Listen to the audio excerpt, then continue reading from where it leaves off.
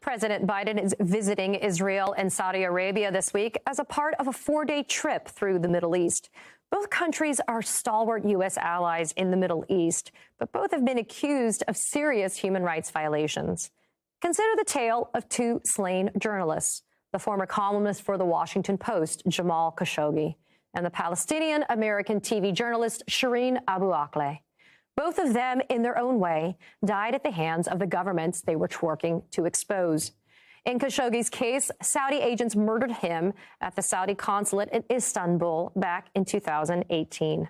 U.S. intelligence agencies concluded that the Saudi Crown Prince, Mohammed bin Salman, approved the operation to kill Khashoggi. 8 suspects were ultimately sentenced in Saudi Arabia for Khashoggi's death, but the Crown Prince himself has not been held accountable for his role. President Biden vowed to make Saudi Arabia a, quote, pariah over the murder. But now Biden is set to meet with MBS himself. And then there's Shireen Abu Akleh, who was shot and killed while reporting at a refugee camp in the West Bank. The U.S. State Department conducted its own investigation and said that a bullet fired by Israeli forces was, quote, likely responsible for Akleh's death. But the U.S. also says that it found, quote, no reason to believe that Israel intentionally targeted the Palestinian-American journalist. In response, Democratic Senators Dick Durbin, Chris Murphy, Patrick Leahy, and Chris Van Hollen wrote a letter to Secretary of State Antony Blinken, casting doubt on the U.S. probe. They wrote that it, quote, hardly constitutes an independent investigation into the overall circumstances of her killing. So my question, if the Biden administration is going to be pushing for accountability for human rights violations around the world, at the very least, shouldn't this administration be calling for real accountability for the deaths of these journalists from its allies?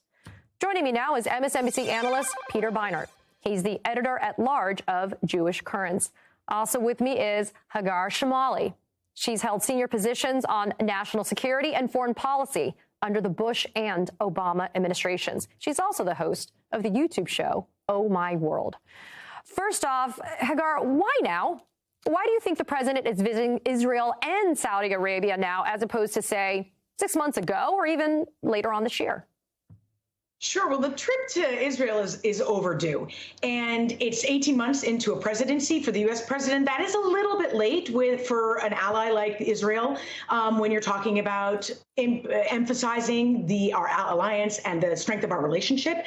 And that is, of course, why he said he was going. And I believe that, right, to talk about a range of issues like Iran threats, to visit the Iron Dome, and so on. So that is important. It could have happened earlier, though.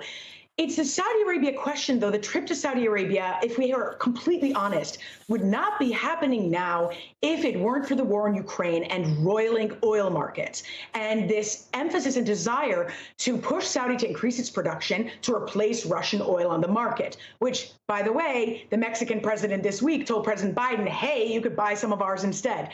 That is why this trip is happening now. We can't mistake that. Even with President Biden's Washington Post op-ed, where he argued that the goal is to reorient and not rupture the relationship, that's not inaccurate. That is true. That has always been the goal.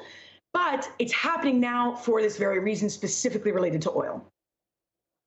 So, Peter, though, how should Biden approach and handle relations with Israel and Saudi Arabia? I mean, should he not be visiting these countries at all, given their human rights records? And, you know, Hagar, feel free to jump in if you end up feeling differently about what Peter says.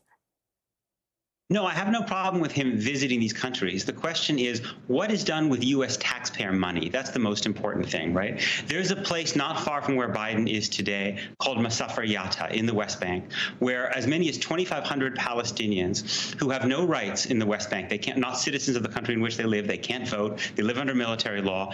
One of these days, Israel is going to expel all of it, could be tomorrow, demolish all their homes. They face demolition order. This is a massive human rights atrocity, and it will be done in part with U.S. taxpayer money. I don't have a problem with Joe Biden going to Israel at all, but he could say, you can't use our taxpayer money to do that. Similarly, he could say to the Saudis that we are not going to resume selling offensive weapons to you, as has been reported, given the utter destruction that you have leveled in Yemen, one of the world's worst humanitarian catastrophes. We have to have relationships even with governments that create severe human rights abuses, but we don't have to pay for them. Hagar, though, let's be frank, the Israeli-American relationship is one that is lionized in the United States, right? So fundamentally, you're not going to see Biden put his foot down and tell the current prime minister in Israel, by the way, we're not going to allow or sanction the use of American taxpayer money. Is there something that's being done right now about the fact, though, that Biden went to Israel first before he end up going over to Saudi Arabia? Well, the issue here also is that, so Peter was right, first of all, I agreed with him on all of his points. The thing about the relationship with Israel, and this is why I say the visit is a little bit late, he comes at a point where the prime minister is an interim prime minister, Yair Lapid. Yair Lapid, there are a lot of policies we agree with him on, for example, a two-state solution, whereas his predecessor, Naftali Bennett, did not agree with that. Bibi Netanyahu also doesn't agree with the two-state solution.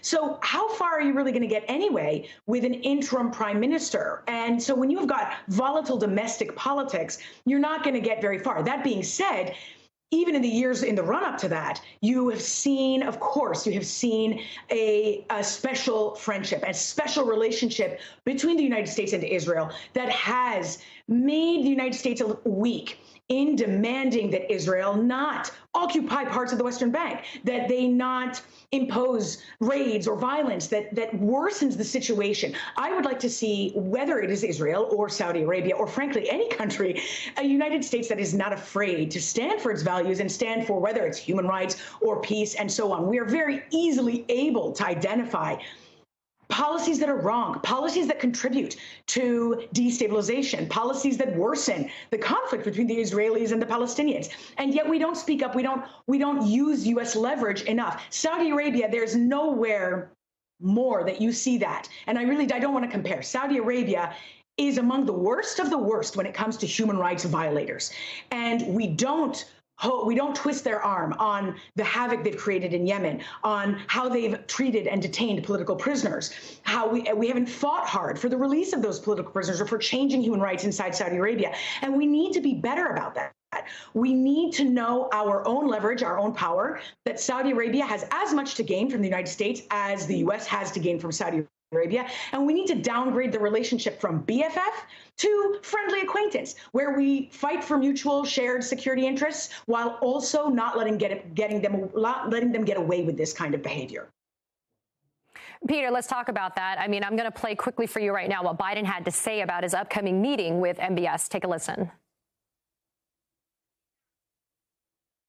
My views on Khashoggi have been absolutely, positively clear.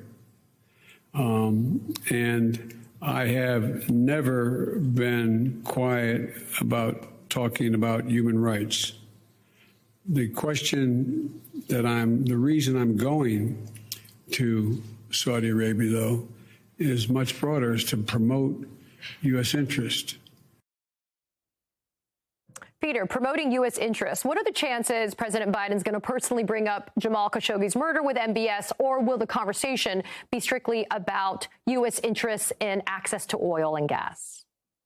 Well, first of all, I think it is a U.S. interest that journalists, particularly journalists who are writing for American newspapers like Jamal Khashoggi, or in the case of Shireen Abu Akleh, who is an American citizen, are actually protected, and that we stand up for our citizens. I think that's actually a very primary U.S. interest. Joe Biden does talk a lot about human rights. That's not the concern. The question is what he actually does about it. And one of the things that he's in the Middle East to do is to promote greater relationships, more diplomatic normalization between Israel and Saudi Arabia. But the question that we need to ask is, who does this diplomatic normalization serve? Does it serve the people in Saudi Arabia who are living without basic rights? Actually, one of the things that's bringing Israel and Saudi Arabia together is that Israel sells Saudis surveillance technology that helps them surveil and then arrest and then torture their own people, while the Saudis look the other way as Israel maintains what Human Rights Watch and Amnesty International and Israel's own human rights organization, B'Tselem, have called an apartheid system against Palestinians. So